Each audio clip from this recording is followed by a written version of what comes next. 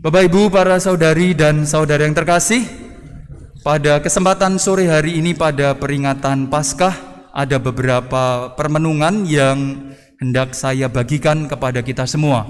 Yang pertama, saya mengapresiasi sekali lagi apa yang sudah kita libati hingga sore hari ini. Kita telah memenuhi takaran kita secara rohani, secara liturgis. Sejak Minggu Palma kita sudah mengikuti perayaan Pekan Suci dan sampai malam Paskah ini. Maka perayaan liturginya secara liturgis masih ada satu. Maka Bapak Ibu, para saudari dan saudara, masih kami ingatkan untuk besok pagi 7:30 kembali mengikuti perayaan Ekaristi, mensyukuri rahmat kebangkitan melalui perayaan liturgi. Maka supaya rentetannya menjadi sempurna, supaya takaran kita, supaya gelas kita semuanya menjadi penuh, tidak hanya 3/4 atau malahan separuh. Maka besok masih ada satu kali perayaan Ekaristi. Itu apresiasi bagi kita semua yang sampai sore hari ini kita masih bersetia dalam perayaan.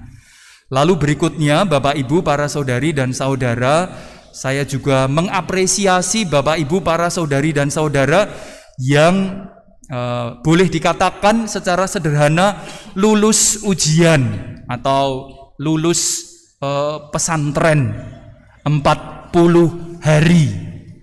Karena selama 40 hari Prapaskah kita itu diajak untuk mengikuti retret agung. Kita diajak untuk nyantrik kepada Tuhan kita Yesus Kristus, maka namanya kan santri. Maka selama 40 hari yang lalu kita menjadi santrinya Tuhan Yesus Kristus. Maka kalau Bapak Ibu, para saudari dan saudara masih ingat, permenungan-permenungan APP semuanya berdasar dari kitab suci dan nilai-nilai keutamaan Tuhan Yesus yang hendak ditawarkan kepada kita. Maka profisiat Anda santri-santri baru untuk tahun ini. Semoga kedepannya Anda bisa merekrut santri-santri yang lainnya juga. Itu terkait dengan Prapaskah. Jangan lupa kotak APP-nya nanti dikumpulkan. Atau sudah? Oh belum, yang belum ya sudahlah. Kalau ada yang tidak tekun mengisi sejak Rabu-Abu, ya sudah dirapel, enggak apa-apa dah. Karena saya mempraktikannya, Bapak Ibu, rasa-rasanya membuat komitmen memasukkan misalnya ya setiap hari 5.000 rupiah itu angel. Angelnya apa coba? Karena saya harus tukar ke bank terlebih dahulu, ya kan? Maka rasa-rasanya ya sudahlah. Kalau nanti uang yang di dalam ono sing 100, ono sing 200, ono sing 500, ya sudah. Karena memang rupa-rupanya sulit ijol duit cilik saben-saben kanggo 40 dino. Maka kalau ada kotak yang belum dikumpulkan, malam hari ini masih bisa diisi sebelum dikumpulkan. Pamali menawi dikempalaken tasih kosong. Pamali kalau dikumpulkan komponen bapak, ibu dan anak belum mengisi semuanya. Maka sore hari ini saya ingin mengingatkan, bapak yang belas belum ngisi nanti ngisi, ibu yang belas belum ngisi nanti ngisi, anak-anak yang belas belum ngisi nanti ngisi. Atau kalau 3 komponen itu ngisinya masih sekali, ya diisi sekali lagi. Buka karo tutup ora popo, sing penting ngisi. Itu ya Bapak Ibu, tolong ingat kotaknya kembalikan dengan isinya, bukan kembalikan wadahnya. Maka bacaan dari Yesaya hari ini jelas menggarisbawah itu. Jangan sampai yang keluar dari pasamuan suci, kotak APP, kembali ke pasamuan suci kosong, sia-sia. Pulangkanlah dengan isi. Itu ya. Maka nanti yang belum ngisi, isi. Ya sekali lagi Bapak Ibu. Itu terkait dengan kotak APP. Nah, itu beberapa apresiasi dan beberapa hal yang perlu saya sampaikan pada kesempatan sore hari ini sebagai permenungan pertama. Mungkin bukan permenungan, tetapi sebagai pangenget-enget untuk kita semua. Nah, sekarang yang kedua, Bapak Ibu, masuk kepada permenungannya. Bapak Ibu pasti sudah mengetahui, para saudari-saudara pasti sudah hafal tema Prapaskah dan tema permenungan Paskah kita sepanjang tahun ini sampai Paskah tahun yang akan datang atau Prapaskah tahun yang akan datang. Maka setahun ini kita sudah masukkan ke Cawah Condro Dimuko 40 hari permenungan APP. Semuanya mengajak kita untuk semakin bertumbuh dalam Kristus, tinggal dalam Kristus, bertumbuh dalam iman, lalu berbuah dalam kesaksian. Di awal pertemuan APP, Bapak Ibu pasti sudah mendengar dari tim pendamping lingkungan atau tim pemandu lingkungan, apa yang saya katakan di awal APP ini, di awal Prapaskah. Saya mengatakan ketika ada yang bertanya, apa artinya tinggal dalam Kristus? Maka tinggal dalam Kristus artinya cuma satu, Bapak Ibu, kalau supaya kita bisa memahaminya secara gampang. Artinya kita diajak ngoyot kepada Kristus. Dan ternyata selama 40 hari tetap saja ada banyak yang WA dan tidak banyak yang saya jawab. Maka mohon maaf karena tidak semuanya saya jawab. Pertanyaannya sederhana, Romo, apa itu tinggal dalam Kristus? Ketika saya jawab ngoyot berakar dalam Kristus, masih tanya caranya bagaimana? Maka saya akan menyampaikan pada Bapak Ibu beberapa caranya terkait itu. Tetapi satu hal yang perlu saya garis bawahi terlebih dahulu, Bapak Ibu, rupa-rupanya Keuskupan Agung Semarang, lebih-lebih Bapak Uskup, ngersake untuk terjadi pada panjenengan itu beda dengan yang terjadi pada hidup kami sebagai imam. Mengapa? Karena kepada Bapak Ibu sebagai umat Allah Keuskupan Agung Semarang, Bapak Uskup Agung Semarang menyuarakan supaya Anda tinggal dalam Kristus, berakar dalam Kristus, bertumbuh dalam iman, lalu berbuah dalam kesaksian. Unsur pembedanya cuma kata yang terakhir, kata kerja yang terakhir. Kalau bagi kami para imam, kami diajak semakin ngoyot kepada Kristus, bertumbuh dalam iman, dan berbuah dalam pengajaran. Maka selama setahun ke depan, Bapak Ibu, yang dikersake Bapak Uskup itu adalah dari setiap umat beriman Katolik di Keuskupan Agung Semarang, kesaksian hidupnya sebagai orang Katolik akan semakin kelihatan. Kemudian yang dikersake Bapak Uskup dari kami para imam adalah setahun ke depan dan mungkin setahun dan tahun-tahun ke depannya lagi, kami semakin giat mengajar. Maka jangan kaget Bapak Ibu, maka mulai setelah Prapaskah dan Paskah ini nanti akan ada banyak undangan pengajaran-pengajaran, dan Bapak Ibu akan, para saudari-saudara akan jeleh melihat wajah saya. Karena yang biasa omong nanti saya. Maka nanti kami akan berbagi dengan Romo Ari dan saya, kami akan omong banyak hal. Dan setiap kali pertemuan-pertemuan kelompok-kelompok, Bapak Ibu akan diundang. Semoga Bapak Ibu menanggapinya dengan turut hadir. Besok minggu depan itu kelihatannya ada pertemuan Pasutri, betul ya? Minggu ini atau minggu depan? Tanggal 6 itu ada pertemuan Pasutri. Karena promosi dari ketua bidang dan tim janya agak kurang direken, Bapak Ibu, maka saya suarakan di sini. Pangenget-enget untuk kita semua yang perkawinannya usia 0 sampai 10 tahun, maka tanggal 6 setiap lingkungan minimal mengirim 3 pasangan. Kalau pasangannya sudah meninggal, tolong carikan terlebih dahulu sebelum dikirim, gitu ya. Maka 0 sampai 10 tahun, tanggal 6 April hari Minggu, jamnya nanti silahkan cek ketua lingkungan, diundang untuk datang. Untuk apa? Untuk melihat muka saya, Bapak Ibu. Untuk menerima pengajaran terkait dengan hidup perkawinan. Dan akan dilanjutkan terus. Dan yang sudah terjadi sampai sekarang, Bapak Ibu, setiap hari Senin 1,5 jam, jam 5 sampai setengah 7 malam, bagi para pandemen kitab suci, silahkan datang. Mulai besok Senin tanggal 1, kita sudah mulai membaca kitab Bilangan. Maka sudah 3 kitab terlewati, maka Bilangan. Targetnya setiap bulan 1 kitab. Maka sampai Desember semoga 52 kitab selesai. Semoga. Tidak ada hari libur untuk kitab suci. Kalau pastornya nggak bisa, maka tetap ada materi yang dibagikan. Dan ada macam-macam. Setiap hari Sabtu jam 5 ada pembelajaran liturgi, tetapi khusus untuk para katekis. Tetapi kedepannya setelah katekis selesai bulan Juni nanti, komuni pertama selesai, tim liturgi, bidang liturgi sudah mulai melakukan penjajakan. Kita akan belajar PUMR bersama. Akan ada banyak hal-hal seperti itu Bapak Ibu. Karena Bapak Uskup ngersake sekali lagi, para imam mengajar dan umat beriman memberi kesaksian. Itu gambaran besar apa yang akan kita rayakan. Sekali lagi, kemarin Kamis Putih saya sudah mengatakan perayaan Paskah ini dikersake untuk kita semua supaya diekstensikan, diperpanjang. Ojo nganti wong Katolik kuwi ngrayake Paskah mung sak cara liturgi lan ekaristi. Tapi semoga dalam kehidupan sehari-hari dan seterusnya senantiasa bersemangatkan Paskah. Maka terus diekstensikan setahun. Maka kemarin Jumat saya sudah mengingatkan pasane wong Katolik muga-muga ojo maneh dianggap remeh dening wong Katolik dhewe. Wong Katolik dhewe kadang kala nganggep posone remeh, posone kaya cah cilik. Mung setahun pindho.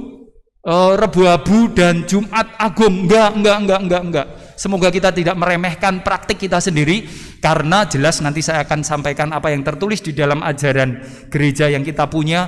Rupa-rupanya puasa sejak awal itu diekstensikan untuk setahun ke depan dalam kehidupan. Maka itu Bapak Ibu. Nah, itu pembeda dulu permenungan yang kedua terkait dengan apa yang akan kita kerjakan ke depan. Anda didorong untuk memberi kesaksian, dan kami didorong untuk senantiasa tekun memberikan ajaran.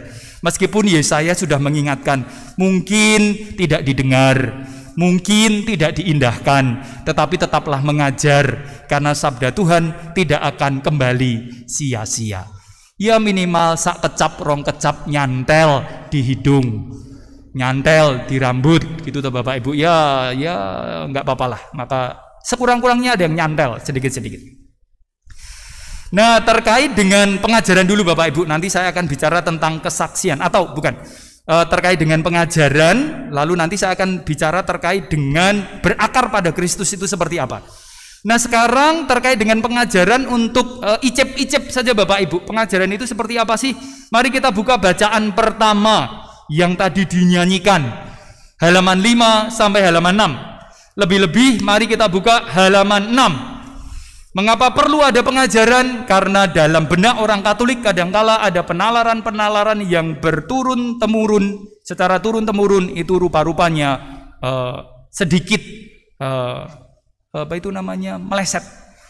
Mari kita lihat di setelah penciptaan hari kelima. Di sana ditulis demikian. Kemudian Allah menciptakan manusia sesuai dengan citranya. Ia menciptakan manusia pria dan wanita.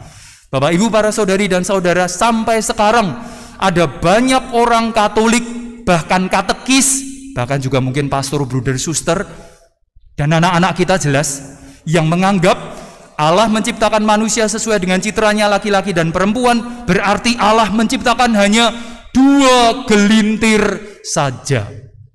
Nah, rupa-rupanya Bapak Ibu, bagi ilmu kitab suci yang terbaru, gagasan Allah menciptakan hanya 1 til laki-laki dan 1 til perempuan salah sama sekali. Mengapa?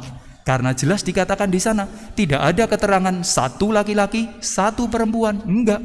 Tuhan menciptakan manusia, artinya banyak, dan manusia itu diciptakan banyak laki-laki dan banyak perempuan.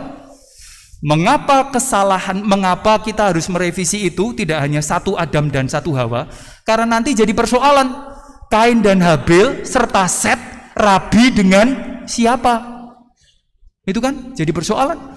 Mosok diciptakan tanpa istri, mosok menikahnya dengan kuda, nikahnya dengan kambing, kan enggak ada manusia. Maka itu gagasan yang pertama yang perlu. Nah, semacam itu Bapak Ibu, ajaran-ajaran yang perlu diluruskan. Lalu dalam teks yang lain kita juga akan membaca anak-anak Allah menikah dengan anak-anak manusia. Gagasannya bukan malaikat menikah dengan manusia, tetapi anak-anak warga pilihan yang tertulis dalam kitab Kejadian yang baru saja kita baca ini menikah dengan anak-anak yang tidak beriman. Artinya orang yang beriman kepada Allah menikah dengan yang tidak beriman kepada Allah. Maka itu gagasannya. Dan ada banyak lagi Bapak Ibu yang bisa kita nikmati dari kitab suci yang kita punya. Lagi Bapak Ibu, mari kita lihat mengapa pengajaran itu penting, supaya sekali lagi apa yang di benak kita lurus dan sesuai dengan ajaran yang resmi. Halaman 8 Bapak Ibu, di sana tertulis demikian. Halaman-halaman bawah terkait dengan orang Israel yang lewat Laut Merah dan orang Mesir yang tercerai-berai.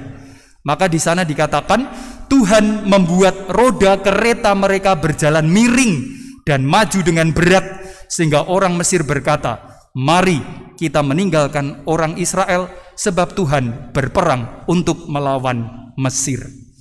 Maka Bapak Ibu, ini cerita pertama terkait dengan bagaimana Tuhan menghukum Mesir. Tetapi halaman 9 ada cerita yang sama sekali berbeda. Di atas ditulis, "Lalu berbaliklah segala air itu menimbun kereta dan orang berkuda dari seluruh pasukan Fir'aun. Tidak ada seorang pun yang selamat." Bapak Ibu, kalau kita melihat dari yang contoh yang pertama, Tuhan membuat roda keretanya nggak bergerak, maka mestinya orang Mesir masih bisa selamat karena lari, karena berenang, karena airnya debitnya naik sedikit demi sedikit. Tetapi kalau halaman 9 ceritanya lain sama sekali, karena air berbalik serta-merta. Maka ceritanya tidak ada orang tidak ada orang Mesir yang selamat satupun. Rajanya, Fir'aunnya, tentaranya, kudanya, tikusnya, tidak ada yang selamat. Maka ada dua cerita. Dan Israel lebih percaya cerita yang kedua. Spektakulernya Tuhan Allah dilakukan untuk Israel. Dan mereka tidak terlalu percaya cerita yang pertama, Tuhan hanya ngubet rodane kereta wong Mesir. Enggak. Maka macam-macam ini Bapak Ibu, dan ada lebih banyak lagi. Itu terkait dengan pengajaran dan ada banyak hal yang perlu disampaikan. Nah, sekarang saya mau bicara tentang apa itu berakar dalam Kristus bagi kita bersama. Bapak Ibu ingkang ngasta puji syukur, silahkan dibuka puji syukurnya. Kalau tidak membawa puji syukur, bisa pinjam di selorokan depan panjenengan. Mungkin ada puji syukur. Nah, apa itu ngoyot dalam Kristus, berakar dalam Kristus? Maka lihatlah nomor 8. Maka itu cara kita Bapak Ibu berakar pada Kristus. Puji syukur. Nanti dicek ya. Kalau yang online nggak ada. Kalau yang puji syukur elektronik nggak ada. Nanti beli supaya kita tahu. Atau fotokopi lah sekurang-kurangnya. Atau difoto, screenshot, boleh. Minta tolong temannya. Toh hanya 12 halaman.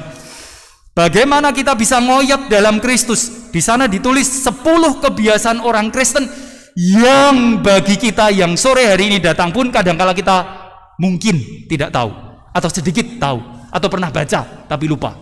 Apa Bapak Ibu? Yang pertama, bagaimana supaya kita ngoyot dalam Kristus, berakar dalam Kristus, lalu tinggal dalam Kristus? 1, berhimpun secara rutin pada hari Minggu. Artinya, ayolah Bapak Ibu, para saudari-saudara, kita hari ini menjadi kembali fitri. Kita sekarang lebaran Bapak Ibu. Kita dibersihkan dari segala dosa. Kita lahir baru lewat baptisan. Maka yuk, tidak perlu diingat yang kemarin, wingi aku keset, yo wis nek wingi ben wingi Bapak Ibu. Maka kita diajak berhimpun hari Minggu, teratur mengikuti Ekaristi. 2, membaca kitab suci. Bagaimana supaya kita bisa berakar? Ya membaca kitab suci. Bagaimana supaya kita bisa tinggal bersama Kristus? Ya membaca sabda. Itu yang kedua.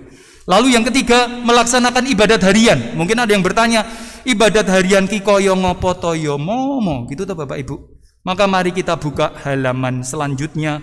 Di halaman, saya tunjukkan, ibadat harian. Nah, silahkan buka halaman 48 seterusnya. Bukan, lebih awal lagi. Marilah Anda buka ibadat pagi, ibadat sore dan macam-macam mulai nomor 29. Maka semoga setelah sore hari ini tidak ada lagi yang mengatakan aku ora ngerti ibadat harian. Aku ora ngerti kuwi apa? Panganan kaya ngopo? Ajarane sapa? Itu ajarane pasamuan Katolik, Bapak Ibu. Mau berakar dalam Kristus, mau bertumbuh dalam iman. Yang ketiga, ibadat harian. Dan tidak perlu beli brevir, Bapak Ibu, nggak perlu seperti Pastor Budar Suster. Di sini lengkap, bisa dipakai. Yang keempat, sembahyang bareng dalam keluarga. Loh, aku single romo orang duwe keluarga, yo tetap sembahyang bareng karo awake dhewe. Yang kelima, berdoa secara pribadi. Mau berakar dalam Kristus, tumbuh dalam iman, itu. Berikutnya yang ketujuh ya, terlibat dalam kehidupan jemaat setempat, lingkungan, paroki, wilayah. Mari kita terlibat, Bapak Ibu. Sing wis yo wis. Kalau kemarin tidak aktif, sudahlah, jangan diingat. Saya berkali-kali sudah mengatakan pada lingkungan-lingkungan yang saya dampingi sejak tahun lalu sampai sekarang, yang namanya lingkungan, semoga metode kerjanya kepamongan. Semoga mudah melupakan yang lalu, mengabaikan yang lalu. Ya, kata-kata saya mungkin tidak terlalu tepat, tetapi mari kita fokus mengerjakan apa yang bisa dikerjakan sekarang. Mari kita menjadi pamong satu sama lain. Mari kita saling merengkuh supaya setiap orang bisa menjadi aktif kembali di lingkungan dan di paroki. Nek orang duwe duit nggo iuran lingkungan, ya wis lah, ora usah kon iuran, Bapak Ibu. Karena saya ketika kunjungan lingkungan pernah melihat ada satu keluarga sedinane mong entuk bayar 1000. Dodolane mong payu rokok siji. Maka orang tidak punya uang itu real, Bapak Ibu. Maka kalau keluarga-keluarga Katolik di paroki kita ada yang tidak bisa iuran lingkungan, yolah, tidak perlu dipaksa. Karena memang ada yang tidak punya, benar. Tapi kalau yang punya tidak memberi, ya itu nanti diurus di lingkungan masing-masing. Berikutnya terlibat dalam masyarakat, pantang dan puasa, Bapak Ibu. Di sana halaman 9 ditulis, dan saya katakan diekstensikan, itu halaman 10. Bapak Ibu bisa mau, saudari-saudara. Gereja juga memiliki kebiasaan berpantang setiap Jumat sepanjang tahun. Maka itu bukan omongan saya setiap kali saya mengatakan diekstensikan. Itu kata-kata tradisi gereja kita juga. Berikutnya yang ke-9, pemeriksaan batin. Maka Bapak Ibu para saudari dan saudara, setiap jam 6 pagi, 12 siang, 6 sore kita itu diajak melakukan eksamen pemeriksaan batin. Maka kalau lonceng dibunyikan, HP jenengan selalu jangan lupa doa malaikat Tuhan, jangan lupa berdoa Ratu Surga. Kuwi ora mung sembayang dremimil, aku ini hamba Tuhan, Ratu Surga bersukacita haleluya. Enggak, Bapak Ibu. Pada momen-momen itu kita diajak untuk memeriksa batin. Apa itu memeriksa batin? Kalau jam 6 saya diajak memeriksa batin. Mau bengi jam 12 nganti aku tangi jam 6 iki apa sing gurung beres, apa sing kudu tak beresi, apa masalahku dan macam-macam. Lalu sepanjang hari ini jam 6 sampai 12 nanti apa yang akan saya kerjakan? Apa yang harus saya perhatikan supaya saya hati-hati? Apa yang harus saya lakukan kalau terjadi kecelakaan dan macam-macam? Lalu senantiasa dipenuhi dengan kesadaran. 12 itu waktu eksamen lagi. Jam 6 sampai 12 saya punya apa yang belum saya garap. Ada apa yang terlewat. Apa yang bisa saya lakukan jam 12 sampai jam 6 lagi berikutnya. Lalu jam 6 sore eksamen lagi. Jadi tidak hanya sekedar aku ini hamba Tuhan, tidak hanya sekedar Ratu Surga bersukacitalah haleluya, enggak. Tapi jam 12 sampai jam 6 sore ini dalam perjalanan pulang kantor apa yang kulakukan? Melirik orang sana, melirik orang sini, atau nguntet gaji, atau apapun itu yang dipikirkan. Lalu semalam ini jam 6 sampai menjelang tidur nanti, apa yang kulakukan pada istri, suamiku, anak-anakku, orang tuaku, dan macam-macam. Itu eksamen, Bapak Ibu. Maka kita diajak melakukannya setiap hari.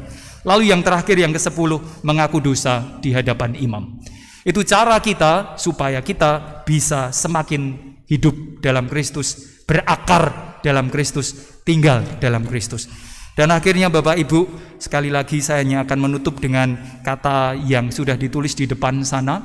Semoga sekali lagi kita lulus dalam 40 hari masa retret ini. Dan selama setahun ke depan, sampai Prapaskah 2025 kita sungguh-sungguh tinggal dalam Kristus bareng Anda dan saya, Anda dan kita semua. Ngoyek dalam Kristus, bertumbuh dalam iman, dan terwujud dalam kesaksian hidup panjenengan setiap hari, dan terwujud juga dalam pengajaran kami sebagai imam-imam gereja Katolik. Nama Tuhan dimuliakan kini dan sepanjang segala masa.